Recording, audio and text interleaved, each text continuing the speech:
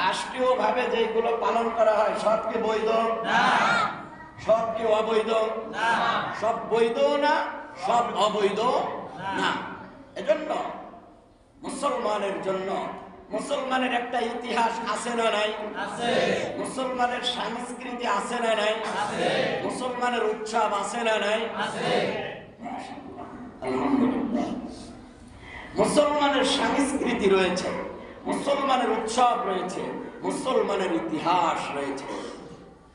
আমাদের দেশে 95% মুসলমানের দেশে আমরা যদি আমাদের সন্তানদেরকে আমাদের ইতিহাস শিক্ষা দিতাম, মুসলমানের যে ইতিহাস আছে এই ইতিহাস যদি আমরা শিক্ষা দিতাম, মুসলমানের যে সংস্কৃতি রয়েছে এই সংস্কৃতি যদি শিক্ষা দিতাম, মুসলমানের যে উৎসব রয়েছে এই উৎসবের প্রতি যদি উদ্বুদ্ধ করতাম, প্রত্যেকের ঘর থেকে আমার সন্তানকে শিক্ষা দিতাম, ওগো সন্তান আমার কিন্তু একটা সংস্কৃতি রয়েছে, আমি তোমার বাবা, আমার যে সংস্কৃতি, তুমি সন্তান তোমার সেই সংস্কৃতি, ওগো সন্তান আমার কিন্তু একটা ইতিহাস রয়েছে, আমি মুসলমান আমার যে ইতিহাস তোমারও কিন্তু সেই ইতিহাস, ওগো সন্তান আমাদের কিন্তু কিছু উৎসব রয়েছে, আমি মুসলমান অতএব আমার যে উৎসব তোমারও কিন্তু সেই উৎসব।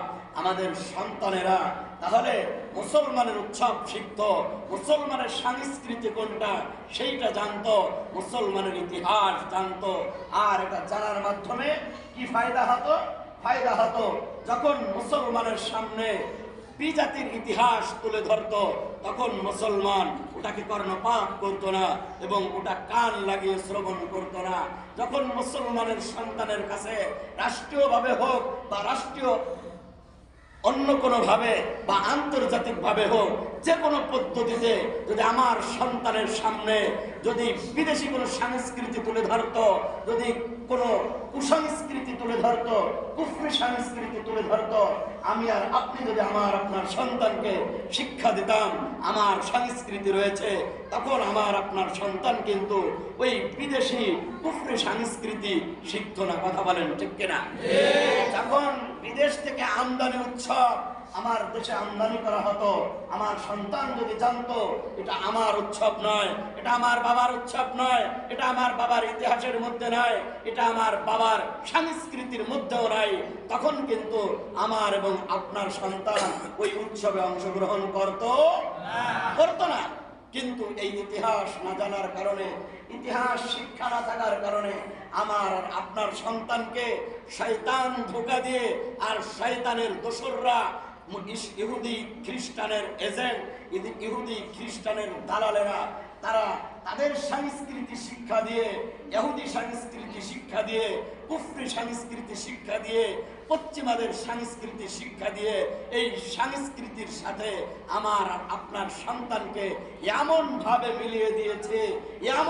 মিলিয়ে দিয়েছে আমার আপনার সন্তান নামে মাত্র মুসলমান, কিন্তু যদি আমি হুজুর হওয়ার সত্ত্বেও, আমি তার নেতা হওয়ার সত্ত্বেও, আমি তার পাঁচ ওয়াক্তের ইমাম হওয়া সত্ত্বেও আমি যখন বলি বাবা এটা তোমার সংস্কৃতি নয়, এটা মানতে রাজি না, আমি যখন বলি বাবা এটা তোমার সংস্কৃতি নয়, এটা মানতে রাজি না, কারণ হলো আমি আর আপনি আমার সন্তানকে মুসলমানের ইতিহাস শিক্ষা দিইনি, মুসলমানের সংস্কৃতি শিক্ষা দেয়নি, মুসলমানের উৎসব কোনটা এইটা শিক্ষা দেয়নি, যার কারণে জন্মের পর থেকে নিয়ে শিখে আসছে বিজাতিদের সংস্কৃতি, কুফরি সংস্কৃতি, যে সংস্কৃতির সাথে সে ছোট থেকে আস্তে আস্তে বেড়ে উঠছে, এখন তাকে বোঝানো মুশকিল হয়ে গেছে। কথা বলেন ঠিক কিনা? আনন্দিত কার আনন্দে তুমি আনন্দিত, কার সংস্কৃতিকে পছন্দ করে তুমি আনন্দিত হলা, এই ব্যাপারে আমার নবী তো বলছেন মান তাশাব্বাহা বিকওমিন ফাহুয়া মিনহুম।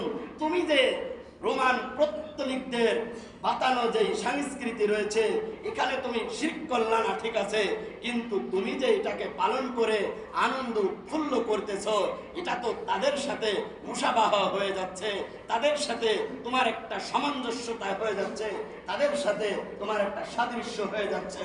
এজন্য আমার নবী বলছেন, মান তাশাব্বাহা বিকওমিন ফাহুয়া মিনহুম। তুমি আনন্দ করছো, মনে করছো আমি একটু আনন্দ উল্লাস করছি, আমি তো শিরক করিনি, কিন্তু তোমার কাজটা তো ওই শিরককারী মুশরিকদের সাথে, ইহুদিদের সাথে, খ্রিস্টানদের সাথে তোমার কাজটা মিলে যাচ্ছে। আর যখন তোমার কাজটা মুশরিকদের সাথে মিলে যায়, যখন তোমার কাজটা ইহুদিদের সাথে মিলে যায়, যখন তোমার কর্মটা খ্রিস্টানের সাথে মিলে যায়, এ ব্যাপারেই আমার নবী বলছেন যে তোমার হাসর এবং নাসর হবে ওই ইহুদির সাথে, ওই খ্রিস্টানের সাথে, ওই নাসারার সাথে, ওই পৌত্তলিকের সাথে। কার সাথে হবে? যাদের সংস্কৃতিকে দুনিয়ায় ভালোবাসতা, তাদের সাথেই তোমার হাসর এবং নাসর হবে। এ কথা কে বলেছেন? যারা আওয়াজ করে বলতে হবে, কে বলেছেন? আল্লাহ বলছেন। অতএব এখান থেকে যে বলবেন হুজুর বলছেন 31st নাইট এটা পালন করা যাবে না, অতএব আমার বাড়ির উপরে এতদিন যেই আনন্দ উৎফুল্ল প্রত্যেক বছরে করছো, এটা এবার করা যাবে না, আমার কথা বলেন না, বলেন যে আল্লাহর রাসূল বলছেন। কে বলছেন? আল্লাহর রাসূল বলছেন এটা করা যাবে না। আপনি কোন হুজুর ছোট মোটোতে করে, আমি কি করব? আপনি কি করবেন? আপনার সন্তান, আপনি যদি কিছু না করতে পারেন, আপনি যদি শাসন না করতে পারেন, তাহলে আমার করার কি আছে? আপনি তো জানেন এই বয়ান করার পরে লাস্টে আমি একটা শব্দ বলে নেমে যাব, ওমা আলাইনা ইল্লাল বালাগ। আমি তো বলবো আমার দায়িত্ব হলো আপনার কর্ণকোহর পর্যন্ত পৌঁছে দেওয়া, কোনটা জায়েজ, কোনটা না জায়েজ, কোনটা শিরক, কোনটা শিরক না, এটা বলে দেওয়া শুধু আমার দায়িত্ব। আপনাকে পিটায়া পিটায়া আমল করানো কিন্তু আমার দায়িত্ব না। আপনি মনে করতে পারেন আমি আপনার মুসল্লি, তাহলে আপনি আমাকে আমল করাই দেবেন না, এটা কিন্তু আমার দায়িত্ব নয়। আপনারা দেখেন সব বক্তারা বয়ান করে নেমে যায়, লাস্টে বলে ওয়ামা আলাইনা ইল্লাল বালাগ। এটার অর্থ কি?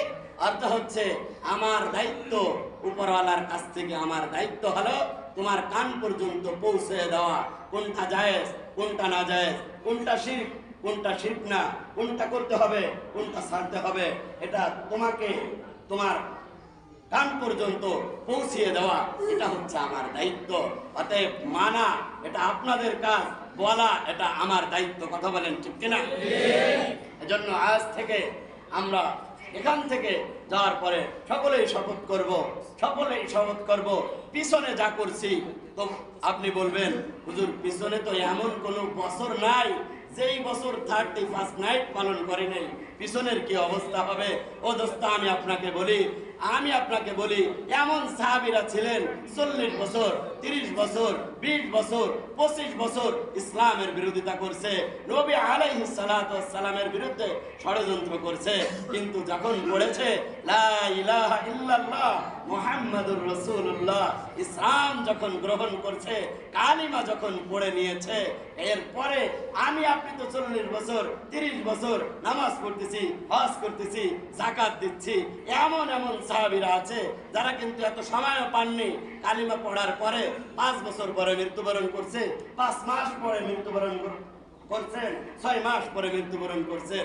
আল্লাহ কিন্তু তাদেরকে মাফ করে দিয়েছেন, শুধু মাফ করেননি, আল্লাহ বলছেন রাদিয়াল্লাহু আনহুম ওয়া রাদু আন, আমি আল্লাহ ওদের প্রতি সন্তুষ্ট, আমি আল্লাহ সাহাবীদের প্রতি সন্তুষ্ট, সাহাবীরাও আমার উপরে সন্তুষ্ট।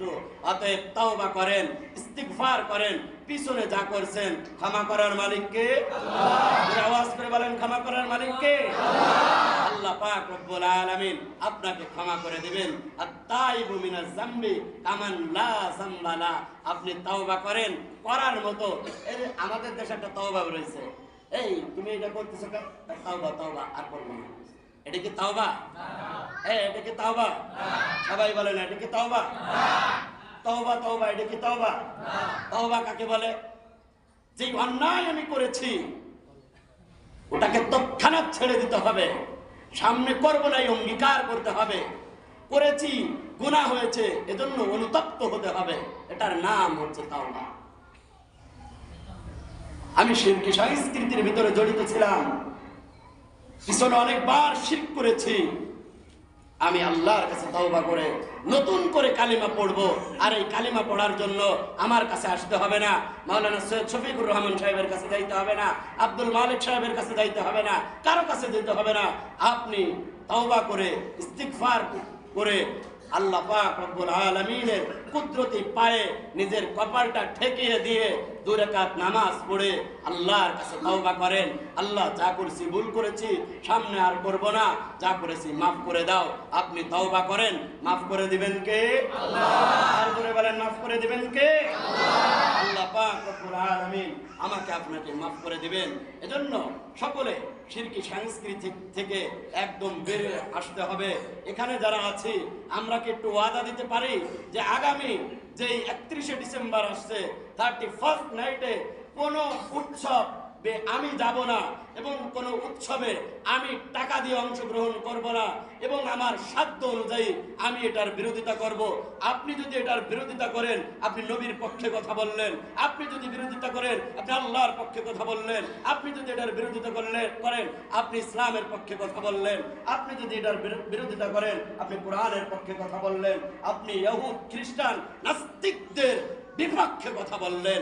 এজন্য একটু ওয়াদা দেওয়া যাবে যে 31শে ডিসেম্বর 31st নাইট নামক যেই কুসংস্কার, যেই সংস্কৃতি আমার দেশে চালু রয়েছে, এখানে আমি কোনো টাকা দিয়ে অংশগ্রহণ করব না, এমনি ফ্রিতে ডাকলেও যাব না, এবং আমি আমার সাধ্য অনুযায়ী বিরোধিতা করব। এই অঙ্গীকারকে দেওয়া যাবে না? ইনশাআল্লাহ। তারা দেবে না, তারা হাদিস করতেছে না, দেওয়া যাবে না? আল্লাহ আমাদেরকে কবুল করেন, সকলে বলি আমিন। প্রত্যেকের সাধ্য অনুযায়ী, আমার বাড়ির উপরে হয়তো আমি হতে দেব না, আমার টাকায় হয়তো আমি টাকা দিব না, আমার পরামর্শ হয়তো হবে না, আমার মাইক আমার সেট দিয়ে চালাইতো আমি ভাড়াই দিব না। ঠিক আছে না? রাগ করছে না? এই ওয়াজ না করে যদি খালি মেসওয়াক করার ওয়াজ করতাম, পারতাম কি পারতাম না? কমিটি কর্তৃপক্ষ কিন্তু বলে দেয় নাই যে এই ব্যাপারে আলোচনা করেন। এখন যদি আপনারা রাগ করেন তাহলে তো আমারও রাগ করতে হবে। প্রত্যেক সপ্তাহে আসবেন, মিষ্টি খাওয়া সুন্নাত, মেসওয়াক করা সুন্নাত, নামাজ পড়তে হবে, খালি এই ওয়াজ করে দেব। আর আমার আপনার সন্তানেরা এনে নামাজও পড়বেন, ইমামের পিছনেও সেজদা দেবেন, মন্দিরেও সেজদা দেবেন, শিরকও করবেন, বিদআতও করবেন, এ ব্যাপারে কিছু বলবো না। রাজি আছেন? রাজি আছেন? আলহামদুলিল্লাহ, আলহামদুলিল্লাহ। আল্লাহ পাক রব্বুল আলামিন আমাদের সকলকে শিরকি সংস্কৃতি থেকে বের হয়ে আসার তৌফিক আল্লাহ দান করুন, সকলে বলি আমিন। আমরা যারা কাবলার জমা 4 রাকাত সুন্নাত আদায় না করছি, সকলে 4 রাকাত করে সুন্নাত আদায় করে নিয়েছি।